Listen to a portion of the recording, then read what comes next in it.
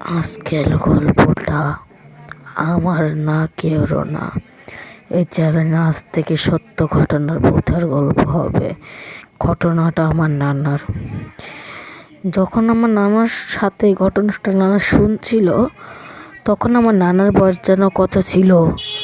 আমার নানার বয়স ছিল 12-13। তো নানা ভাই যেভাবে বললো সেভাবে আমি বলার চেষ্টা করব। আমার নানা ভাই 3টা ভাই ছিল।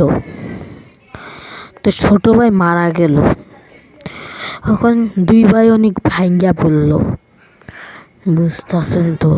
2 ভাই ভেঙে পড়লো, অনেক কান্নাকাটি তারা করলো।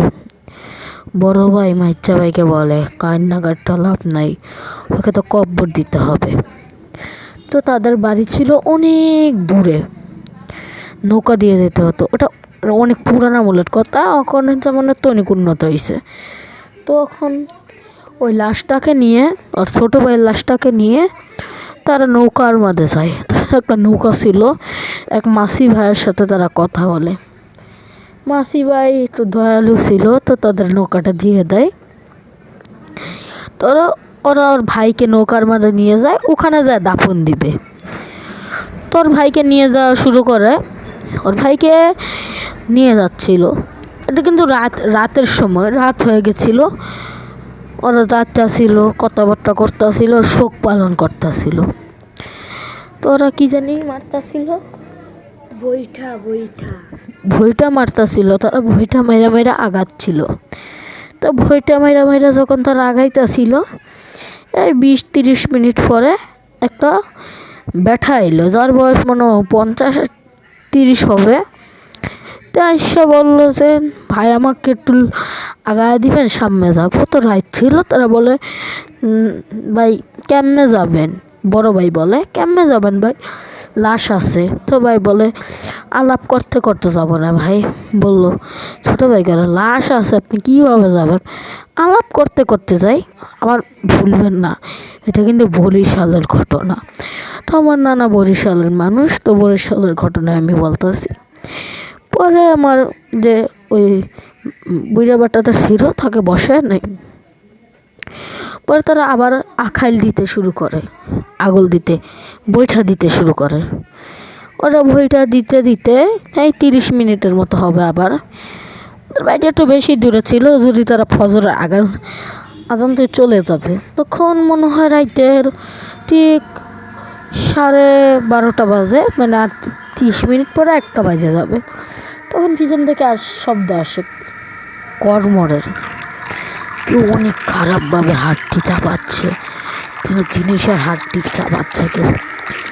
তখন মাইজা ভাই ভাবে কি আওয়াজ চাবাইতাছিল। পিছনে চায় দেখে ওই মুরব্বী মানুষের চেহারাটা অনেক ভয়ঙ্কর হয়ে গেছে। পরে ওর শরীরটা কাঁপা শুরু করে, তাকে দেখেনি, তাড়াতাড়ি সামনের মুখ নিয়ে নেয়। ওরা ভাবে কীভাবে বাঁচা যায়, আর বড় ভাইকে কীভাবে বলা যায়। তো বড় ভাইকে একটু ইশারা দেয়। বড় ভাই ইশারা থেকে পিছনে যায় দেখে ও কর্মর করে খাচ্ছে। বড় ভাই ডরায় ঘাবড়ায়, দুজনেরই ঘাম ভাড়ায় গেছিল। তো 5 মিনিটের মতো ডরাইতেছিল তারা। 5 মিনিট না, 2 মিনিট হবে। ছোট ভাইয়ের মাথায় একটা বুদ্ধি এলো, বড় ভাইকে ইশারা দেওয়া বুদ্ধিটা বোঝালো। তো কি বুদ্ধি বার করেছিল ওটা আপনি আগেই দেখতে পারবেন। তো বুদ্ধিটার অনুসার ওরা ওর যে ভাই ছিল একটা বিড়ি বার করে, বিড়িটা মুখে ভরে, আর যে ম্যাচটা ছিল না, ওটা পানির ওরে ফালায়া দেয়। নদী তো ছিল, নদীর মধ্যে ফালায়া দেয়। তো পিছনে নাচায় বলে, ভাই আমি বলে দেয়, তারা আগল দিতে আসছিল, তারপরে আগল থামাই নাই, বৈঠা দিতে আসছিল, বৈঠা থামাই নাই। তো বৈঠা দিতে দিতে একটা বাড়ি দেখছিল, এরপরে তারা এই বুদ্ধিটা আঞ্জাম দিল। বলে সামনের বাড়িটা থেকে ব্যায়ামটা একটু আগুন নিয়ে আসি। তো বুট বেটা তো আর এটা বোঝে নাই। তো বিট বেটা বলে, যাও আগুন নিয়ে আসো। তো ওটা শুনে তারা 2জন চলে যায়। মাঝপথে যাওয়ার পর বড় ভাই বলে, আরে আর জীবনও কেউকে উঠাবো না, আর জীবনও আমি কেউকে উঠাবো না। ছোট ভাই বলে, মানে মাইজা ভাই বলে, তুমি কিন্তু ভাইয়া, তুমি কি আমার বড় নাকি আমি তোমার বড়? কথা না বলে আগে বাড়িটার যে 7 জন নিয়ে যাও। তো ওরা তাড়াতাড়ি করে বাড়িটার যায়। যাওয়ার পরে ওই জায়গায় একটা বাড়িওয়ালা থাকতো। বাড়িওয়ালাকে বলে, সেই ঘটনা, আমার ভাই মারা গেছে, আমরা ওই লোকটাকে নিছিলাম, পরে কর্মরার আওয়াজ পরে ছায়া দেখে এইসব আমাদের বাসান। তো বাড়িওয়ালা বলে, তোমাদের তো ঘরে নিয়ে যাবে না, সারা রাত আমাদের জ্বালাবে, আমাদের ক্ষতিও করে দিতে পারে, তো আমাদের ক্ষতিও করে দিতে পারে। তো এটাতে শুনে বলে, এখন আমাদের আপনি বাসান। উনি খাতে পায়ে ধরা শুরু করে। তো এক পর্যায়ে তার যে একটা খামার ছিল, একটা গরুর খামার, ওটা কিন্তু ব্রহ্মদৈত্য ছিল। তো বলে, ব্রহ্মদৈত্য কিন্তু গরুর খামারে যাইতে পারে না। তো ওদের গরুর খালের একটা ধানের যে উঁচা উঁচা কী থাকে না, ওইটার ভিতরে তার লুকায় থাকে। তো ওই ব্রহ্মদৈত্যটা লাশটা খায়া নৌকাটা উল্টায়া ফালায়া দেয়। ফালায়া ব্রহ্মদৈত্যটা নিজের বড় বড় নখ, কি বিভৎসতার চেহারা, যাওয়া শুরু করে। যা বলে, ওই ওদের তুই কোথায় লুকিয়েছিস, বার কর, এখানে কি ওরা আসছিল? বলে, না, ওরা এখানে আসেনি, আইছিল কিন্তু চলে গেছে।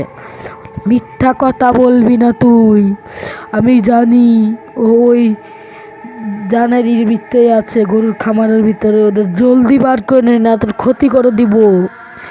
যে মানুষটাকে তো বলতেছিল, তো একজন হুজুর মানুষ ছিল, বললো, তুই আমার যত বড় এত ক্ষতি করেনি, আমি তা ওদের বার করবো না, তুই পারলে ওদের বার কর না।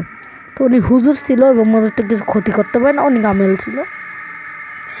তো ব্রহ্মদেবটা পুরো রাত হুঙ্কার পারে, হুঙ্কার পাড়তেই থাকে। তো রাত যখন ফজরে আজান দিয়ে দেয়, তখন ব্রহ্মদৈত্য তো ওই জায়গা থেকে চলে যায়। পর তারা বারোনের পরে হুজুর বলে, তোমরা এখানে আর আসবা না। ব্রহ্মদৈত্য কি বলেছে, ও তোমাকে হারা জীবন তোমাদের খুঁজবে, হারা জীবন এখানে তোমাদের জন্য বসে থাকবে, তোমরা এই জায়গাত কখনো আসবে না। তারা 2 জন পরে পলানোর পরে তারা এই গল্পটা 4 দোকানে সে আর একজন লোককে বলে। সেইখান থেকে ওই লোক থেকে সরাতে আমার নানাকে বলে। আজকে আমার নানা আমাদের এই গল্পটা বলেছে। তো গল্পটা যদি আপনাদের ভালো লাগে তাহলে এই চ্যানেলটাকে সাবস্ক্রাইব করে রাখবেন। আপনাদের যদি এরকম ভূতের গল্প ভালো লাগে, সত্য ঘটনার ভূতের ভিডিও ভালো লাগে, তাহলে এই চ্যানেলটাকে সাবস্ক্রাইব করা লাগবে। আসসালামু আলাইকুম।